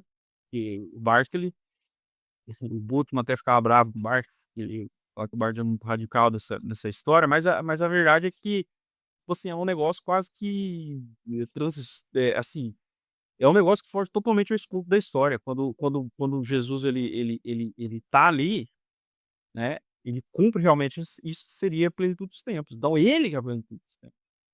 Ele é nele que habita corporalmente a plenitude da divindade, né? Como fala lá em Colossenses. Então, eu acho que tem muito esse sentido, que é a plenitude dos tempos é a vinda de Cristo como Messias. Essa é a plenitude dos tempos. Para a raça humana inteira, porque tem que ser a plenitude dos tempos para eles e tem que ser também a plenitude dos tempos para nós que somos cristãos hoje, que estão muito afastados daquele contexto histórico, né? Então, qual que é a diferença no plano histórico? Qual que é a diferença? O que vai me dizer, me informar a respeito daquilo que aconteceu lá, que ainda é plenitude histórica para mim que estou aqui, para nós que somos igreja. O que é plenitude dos tempos para a igreja? Entendeu? Não pode ser estradinha romana, né? Do soldadinho, né? Então, é Cristo. Amém. Amém. Sobre esse aspecto, gente, de cumprimento da lei, de submeter a lei da época, né, a gente vê aí um ato de humilhação, esvaziamento, né, que chamam, da natureza divina para a natureza humana. Ao mesmo tempo que ele confrontou a lei da época, ele obedeceu à lei da época, e entendemos que ele é o cumprimento da lei. Eh, Esse aspecto de lei em Gálatas, Alisson, eh, como Jesus lidou com a lei da época e qual mensagem que Paulo quis trazer em relação à lei? Não sei se ficou confusa a pergunta, desculpa. É só que essa é uma das perguntas, assim, mais difíceis de todas, né, porque, assim, é um dos maiores debates de todos, a teologia reformada, a nova perspectiva de Paulo, então tá todo mundo tentando distinguir exatamente o que que é lei, o que Paulo quis dizer com lei, e o centro dessa discussão é justamente a carta aos Gálatas, né, então é um tema complexo. Deixa eu tentar colocar de um jeito, eh, uma possibilidade que geralmente é tratada no meio reformado. Eu falo do meio reformado, geralmente, é porque eu estou muito incluído nesse meio. Até algum tempo atrás, eu era da igreja presbiteriana, né, eu fiz um movimento aí agora para a igreja batista, justamente por discordar de alguns pontos da teologia reformada em relação ao aliancismo, e a continuidade do Antigo Testamento em relação ao Novo Testamento. E isso pega muito especificamente em Gálatas. Eh, então, assim, a teologia reformada vai entender: nascido sob a lei para redimir aqueles que estavam sob a lei, de uma forma muito específica. Eh, Eles chamam isso até mesmo de obediência ativa de Jesus. Jesus teria vivido e morrido, então isso significaria 2 formas de obediência. A sua vida seria a sua obediência ativa em cumprir os mandamentos, E a sua morte seria a sua obediência passiva em se sujeitar à vontade de Deus. E agora os crentes estariam livres de alguns aspectos da lei, justamente porque Jesus cumpriu esses aspectos da lei em nosso lugar. Que os teólogos reformados vão dizer que aspectos da lei seriam os que Jesus cumpriu? A lei civil e a lei cerimonial de Israel. E agora, na nova aliança, nós estaríamos livres do sacrifício, de todo o aspecto cultico do Antigo Testamento. No que eu discordo dessa opinião? Eu acho que essa separação tripartida da lei é uma separação artificial que a gente não encontra no Novo Testamento. Quando Paulo fala lei em Gálatas, ele se refere à Torá de forma geral. Ele não divide a lei em civil, cerimonial e moral. Ele se refere à Torá como um bloco, um tijolão inteiro. Às vezes, parece que Paulo se refere à lei como o Antigo Testamento inteiro. Então, talvez nós podemos interpretar aqui a lei como sendo a antiga aliança de forma geral. Então, quando ele diz que Jesus nasceu sob a lei, ele nasceu na administração do pacto com Israel. Ele está inserido naquela história de Israel. E ele nascido de mulher, fazendo uma referência justamente à humanidade de Jesus. Ou seja, Jesus, ele não apareceu aqui na terra, ele não simplesmente desceu do céu. Ele nasceu de uma mulher, então ele nasceu como um homem, ele foi encarnado na nossa situação. Mas ele não nasceu como um grego, ele não nasceu como um romano, ele não nasceu como um árabe, ele não nasceu como um chinês, ele nasceu como um judeu. Ele nasceu em um povo específico, em um grupo étnico específico, com o qual Deus havia feito um pacto. Ele nasceu em Israel, ele nasceu sob a administração da antiga aliança com o povo de Israel. Isso que quer dizer ele ter nascido sob a lei, especificamente, do meu ponto de vista. Ou seja, ele não veio cumprir essa lei. Ele veio do tempo dele. Ele veio cumprir a lei que era da religião judaica, no caso. Isso, existiam várias leis às quais Jesus estava sujeito, né? Jesus estava, de alguma forma, sujeito às leis romanas. Mas essa lei eu acho que é irrelevante para o argumento de Paulo. Então, Paulo não tem interesse na lei romana especificamente quando ele está escrevendo Gálatas ou as outras cartas. A menção à lei, eu acho que aqui é sempre a lei judaica, sempre a Torá, de forma bem específica. Agora, Jesus, de certa forma, veio cumprir essa lei. Isso não quer dizer que Jesus cumpriu cada detalhe da lei, até porque talvez ele nem tivesse contexto para fazer tudo isso. Por exemplo, existem leis que são direcionadas às mulheres. Como é que Jesus cumpriu as leis direcionadas às mulheres? Fica difícil.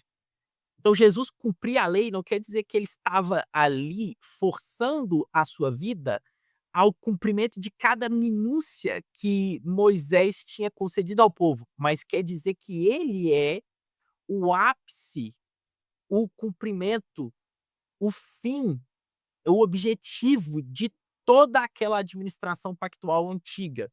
Então, o cumprimento de Jesus é um cumprimento no sentido dele ser o representar. A lei não era o objetivo de Deus na antiga aliança. O objetivo de Deus na antiga aliança era a sua presença pactual no povo de Israel. Se a gente puder encontrar o clímax do livro de Êxodo, não é o Sinai. O clímax do livro de Êxodo é o soerguimento do tabernáculo no deserto. É quando a presença de Deus realmente aparece para habitar no meio do povo. A lei é contingencial, ela surge para alcançar esse propósito. Como que eu purifico o povo para que eles lidem com o sagrado, para que eles lidem com o divino? Esse era o objetivo da lei. E agora Jesus, ele é o cumprimento da lei, por quê? Porque agora ele é o espaço sagrado. Ele purifica. As pessoas não precisam se purificar antes de se achegar a ele. É tocar em Jesus e ser purificado. As pessoas precisavam, na antiga aliança, de uma série de rituais, de uma série de elaborações cerimoniais para que elas estivessem puras para ter acesso ao sagrado. Agora não. Agora elas creem em Jesus e Jesus as purifica. Ele é o novo templo, ele é o novo pacto. Nele estão contidas Nele está contida a presença completa, como o Juliano falou, da divindade. Então eu não preciso de um mediador cerimonial para alcançar Jesus. Eu já tenho acesso completo a Jesus e ele me purifica completamente. Então, nesse sentido que Jesus é o cumprimento da lei. Ele é o cumprimento da lei porque ele é o fim da lei, ele é o objetivo, o propósito, o alvo da lei agora está em Jesus e ele está levando toda aquela administração a cabo com sua vida, com sua morte e confirmando tudo isso com a sua ressurreição. Amém. E aí, Juliano, em meio a isso, tem uma forte doutrina aí, em relação à graça, nessa carta de Gálatas. O que você tem a dizer sobre isso? Havia, na Galácia ali, cristãos judaizantes que queriam trazer as doutrinas da lei ainda, e por isso que Paulo escreveu isso. O que você acha? Como você interpreta? Eu acho que, assim, a carta de Paulo ali, eu amo a carta de Paulo aos Gálatas, assim, eu sempre tenho em memória o comentário de Lutero, a carta que eu acho que faz muito parte da minha formação teológica também. O comentário de Lutero, a carta aos Gálatas, que, pra vocês terem uma ideia, é o escrito mais importante de Lutero para a Reforma. As pessoas acham que a carta aos Romanos, assim, não sabe, não conhece. A carta mais importante de Lutero para a Reforma é o comentário da carta aos Gálatas, né? E eu tenho para mim que é, porque assim, você vê lá é um exegese muito profundo assim, e que de certa maneira a gente vê que ela ecoa assim, e eu tenho muito carinho por ela. Embora a gente tenha que estar aberto às interpretações modernas, né? Você vê que no contexto ali da reforma, e eu acho que para continuar no contexto daquilo que a gente tem conversado, que o Alisson colocou aqui, da questão até da obediência passiva e ativa, eu vejo que eu não preciso, eu acho, assim, na minha visão, Alisson, assim, eu acho que a gente não precisa separar o contexto porque assim, a gente vê de um prisma muito legalista, né, a questão da obediência ativa, mas eu acho que se a gente vê ela pelo prisma do confronto dos reformados da teologia medieval, e eu tô no contexto de Paulo, da carta aos Gálatas ainda, se você vê que, por exemplo, existia a ideia dos méritos superrogatórios, né, do tesouro dos méritos, etc. Lutero mais ou menos achava que isso dividia o poder de Cristo entre a igreja, dividia no sentido quantitativo, né? Até porque os méritos dos santos acrescentavam aos méritos de Cristo, e isso daí, de certa maneira, aumentava o poder da igreja, né? Porque a noção popular era essa. Então Paulo ataca isso daí ao falar que os méritos de Cristo são insuperáveis, né? E que aquilo que ele. Porque assim, porque tem uma divisão muito clara entre aquilo que Jesus é enquanto homem e quanto Jesus é enquanto Deus. E isso aí é. Porque enquanto Deus, Jesus não precisa de méritos, né? E isso não é uma divisão nestoriana que eu estou fazendo. O que eu estou fazendo é que a parte humana no contexto da redenção é muito importante, né? Porque é um homem que dá o problema e é no homem, Deus, no homem que dá a solução, né? Essa é uma interpretação que ela é muito clara desde Irineu de Lyon, né? E se você for pegar, por exemplo, os escritos de Atanásio de Alexandria, Santo Atanásio, ele vai falar muito, e assim, isso daí não é exclusivo dele, Santo Atanásio fala isso, São João Crisóstomo fala isso, se você for pegar muitos teólogos antinicenos, pós-nicenos, Agostinho vai falar isso num certo sentido, de que é muito importante que a lei seja cumprida, muito no sentido de Gálatas 3,13 também, né? Em que, né? Em que maldito é aquele que é pendurado no madeiro. Eu acho que essa parte ela deve ser muito bem considerada, né? Porque se a gente for acho que é Deuteronômio 20, né? Vai falar a respeito do maldito de Deus. É, eu esqueci a passagem lá, mas e que se conecta muito a essa passagem de Gálatas 3,13, porque a gravidade da palavra ali, quando Lutero, por exemplo, tá comentando Jerônimo, e Jerônimo até o Jerônimo está muito distante de Lutero nessa interpretação, mas Lutero ele vê que alguma ênfase de Jerônimo é muito edulcorada. E Lutero falou assim, ó, você não tá vendo, né, o urso com dente no sangue, ou um sangue no dente, né, com dente no sangue da vítima ali. Você tá querendo deixar o urso com dente limpinho. Mas porque você tem que ver a crueza do texto. Até por isso que às vezes ó, lá em Gálatas 3,13, a interpretação de Lutero às vezes chega, parece que é meio violenta em algumas partes, mas o que Lutero quer bem expressar é, e isso tem muito a ver com uma mentalidade medieval, né? Da ênfase no sofrimento, nas feridas de Cristo, porque fazia muito parte da mística também. Lutero é um homem do seu tempo. E isso tem muito a ver com, tipo assim, Lutero fala assim, ó, Jesus sofreu isso por você. Porque o que Lutero queria também era consolo, era esperança. E na hora que ele enxerga as coisas nesse sentido, essa ênfase é muito importante, porque você vê homens num contexto sombrio de sofrimento, e às vezes de muitas condutas legalistas, e por outro lado muita licenciosidade também, umas coisas confundindo com a outra, tudo confundindo a cabeça do Lutero ali, e ele quer um ponto de apoio para poder superar isso. Então a noção que ele traz, e que foi muito desenvolvida, não somente na teologia reformada, mas também na teologia luterana, tem muito a ver com a questão da obediência ativa, né, de Cristo, no sentido de ele cumprir os requisitos da lei, em nosso lugar, ou na cruz ali, está muito relacionado às demandas, em certo sentido, condenatórias da lei. E como eu vou meu pensamento dialético, né? Eu acho que uma coisa não precisa ser excluída da outra, porque eu acho verdadeiramente necessário você enfatizar também que Jesus ele é o cumprimento da aliança, no sentido de que ele veio trazer a presença de Deus conosco também. Porque eu tô pensando assim, eu tô pensando junto com Santo Atanásio, porque Santo Atanásio ele fala assim, tem uma hora que ele fala lá no acho que na encarnação do verbo, né?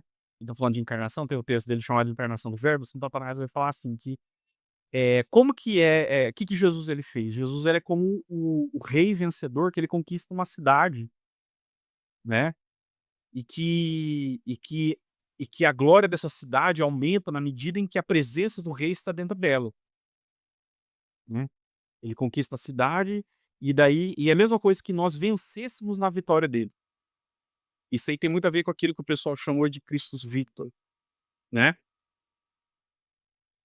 Tá? Ah, começou a se tornar bem popular, Gustav Aulen lá e tal. Esse nome dessa teologia, né? O Christus Victor. Então Jesus ele chega vencedor, trazendo a presença de Deus, vencendo a força das trevas, etc. Mas no mesmo texto, ele fala que ao mesmo tempo era necessário, por causa do princípio de veridação divina, ou do princípio de veracidade divina, que aquele que pecasse teria que morrer.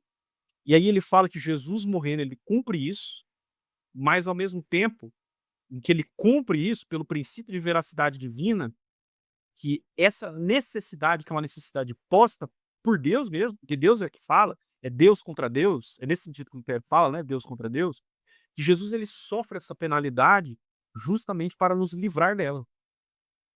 Porque tem um aspecto sombrio aí dessa relação de Deus com o homem, um aspecto do pecado. Então, eu acho que Gálatas ele caminha por esses 2 sentidos, que ele fala que maldito aquele que é pendurado no madeiro, a fim de que as promessas de Abraão chegassem a nós. Porque Paulo, ele não quer Abraão apenas para Israel, ele quer Abraão para o mundo inteiro. Então ele quer a presença para o mundo inteiro, ele quer aliança para o mundo inteiro, ele quer expandir, ele acha que é muito pequeno Israel para comportar Deus, né. Mas ao mesmo tempo ele fala a respeito dessa questão dos aspectos legais que, assim, de certa maneira superam a lei, né. A Torá ali, ela, nesses aspectos legais, ela bate em Cristo, se cumpre em Cristo, mas Cristo supera tudo isso daí, em nosso favor.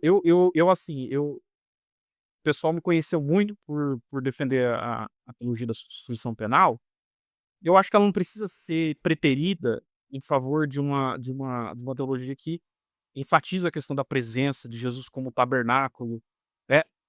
A palavra se fez carne e habitou entre nós, e né, no campo lá no seminário de teologia sempre fala assim, né, e tabernaculou entre nós, né, no sentido de que ele esteve conosco, ele é Deus conosco, tem essa ênfase da presença. Mas, eu acho que esses 2 aspectos eles fazem eu acho que é uma leitura completa daquilo que eu vejo que Gálatas também tenta transmitir. Amém. Eh, eu escolhi esse texto, né, porque a gente está aqui tratando da celebração do Natal, aí o Alisson já comentou, né, sobre o termo nascido de mulher, não preciso trazer de volta. Eh, e trata tanto da humilhação divina, né, nesse aspecto de submeter à lei e tal, e também da glória divina, ao ponto de, eh, nos chamar de filho adotivos, né. Todo mundo gosta de chamar filho de Deus e tal, mas ninguém fala que é adotivo.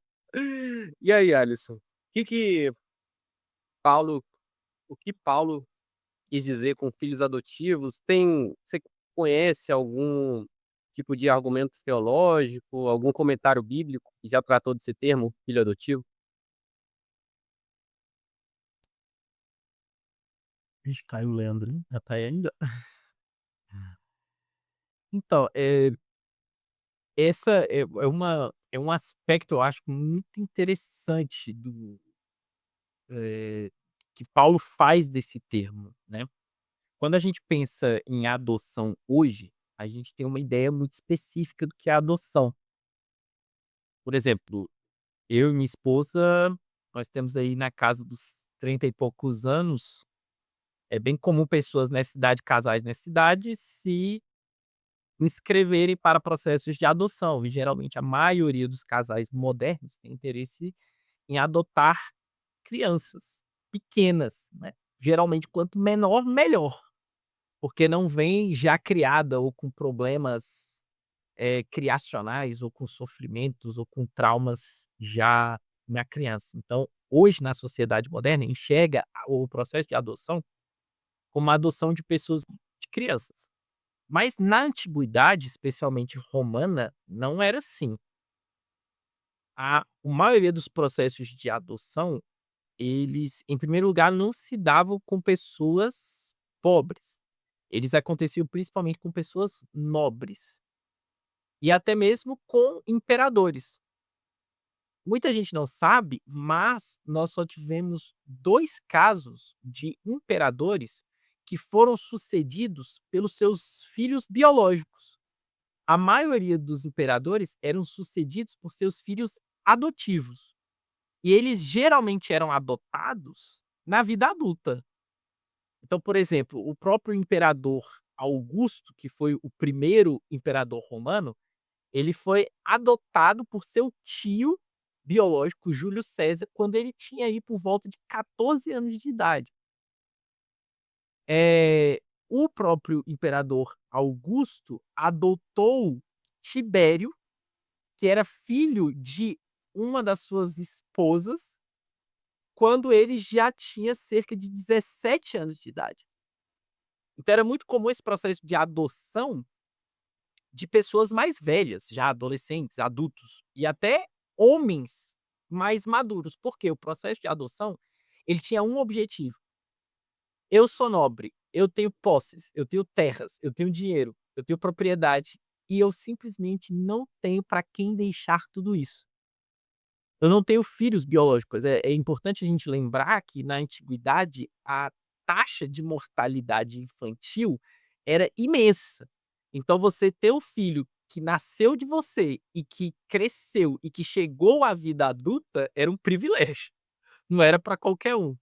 Então muitos nobres não tinham para quem deixar o seu legado financeiro, o seu dinheiro, não tinha para quem deixar. Então, eles adotavam pessoas mais velhas e transferiam o seu nome, seu status, seus recursos financeiros, seu patrimônio para essas pessoas mais velhas. E adotavam elas legalmente, eles se tornavam herdeiros dele. Então, quando Paulo fala em adoção em Jesus, é isso que ele tem em mente. Ele tem em mente não que nós fomos adotados como criancinhas, mas sim que nós, mesmo não tendo conexão nenhuma com a divindade, temos, por meio de Jesus Cristo, um nome, um status, um mérito, algo que não correspondia a nós, mas que agora nós somos incluídos por esse processo de adoção na própria família de Deus e podemos fazer parte da herança de Deus juntamente com Jesus, porque nós fomos incluídos nessa família. Então é isso que ele tem em mente quando ele fala de adoção, o processo de adoção na antiguidade. Agora não sei se só doutrina.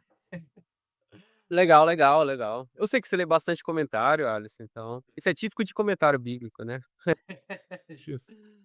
Ô Juliano, pra gente encerrar nossa conversa, eu sei que seu tempo tá limitado, vamos terminar aí sobre o seu entendimento sobre adoção e pode já conectar suas considerações finais, depois eu passo para o Alisson pra encerrar.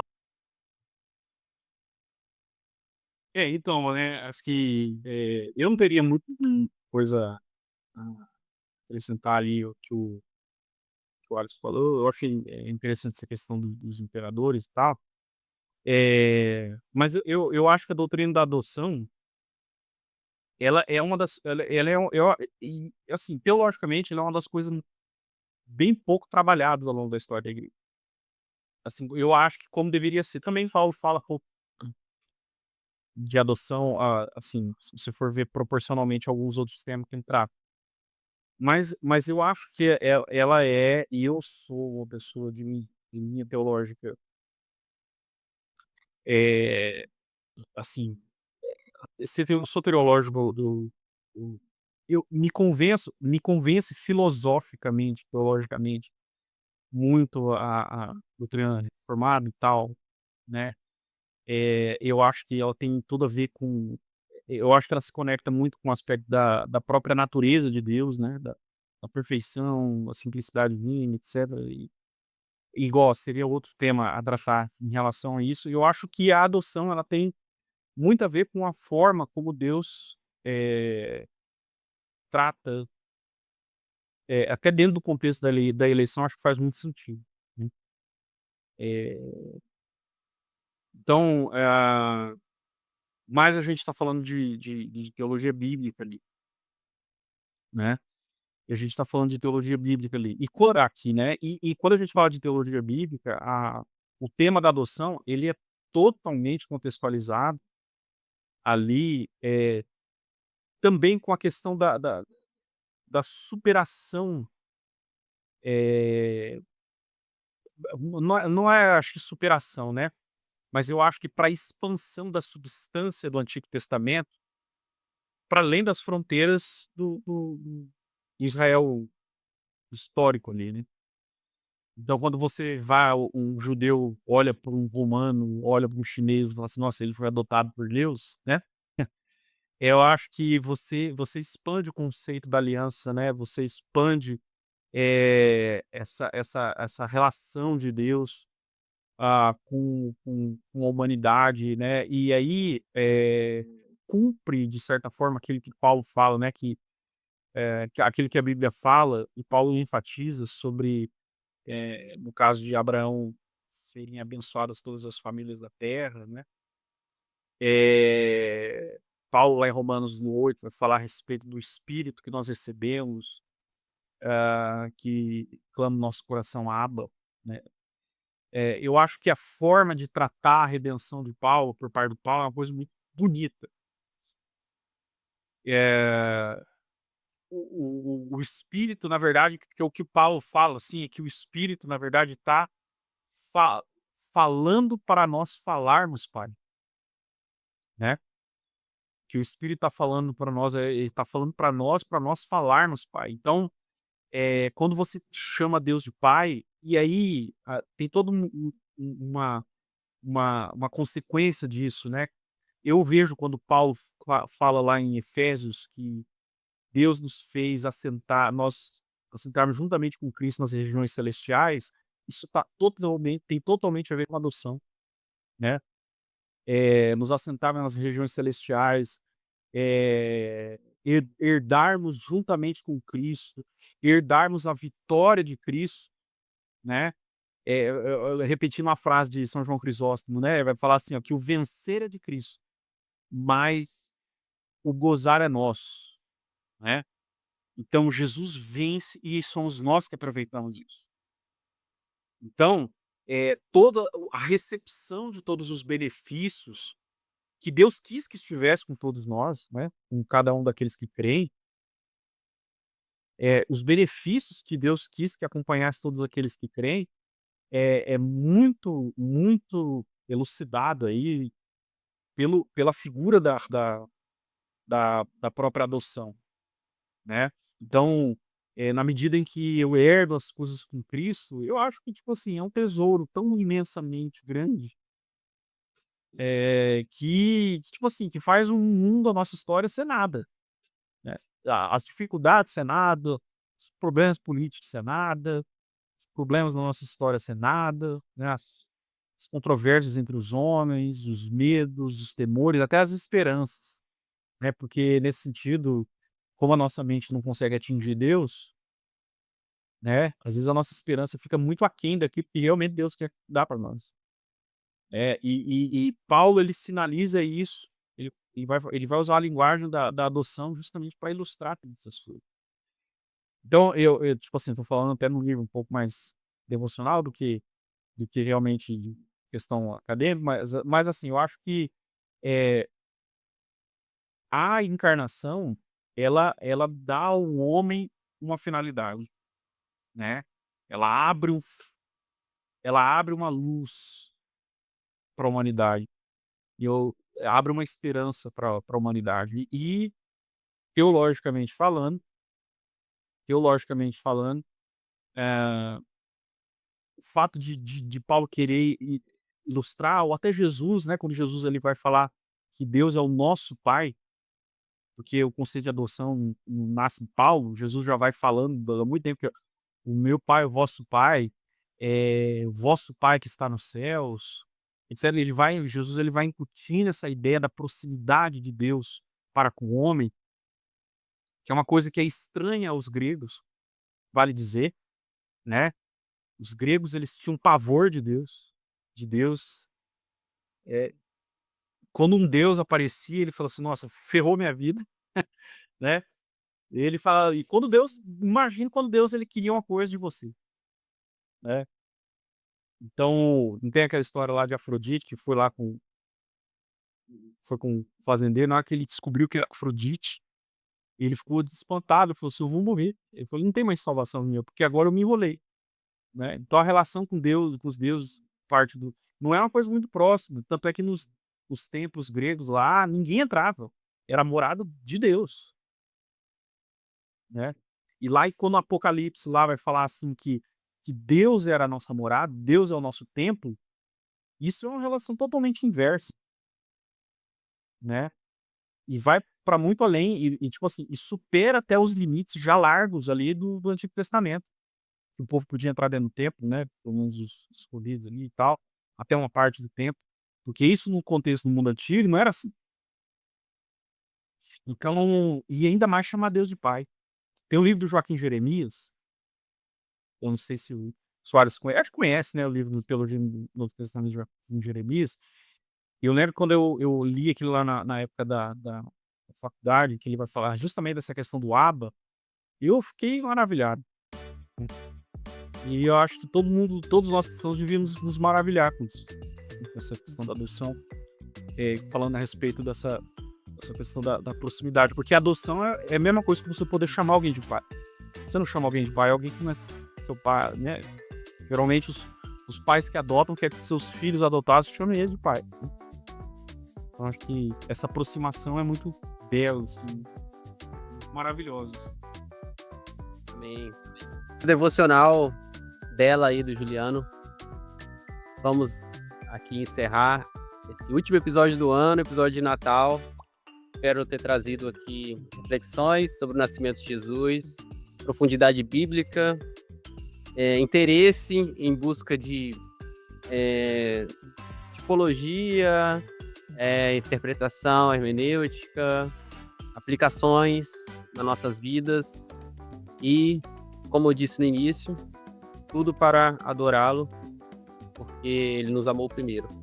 Obrigado, Alisson. Obrigado, Juliano. Um abraço. Valeu, gente!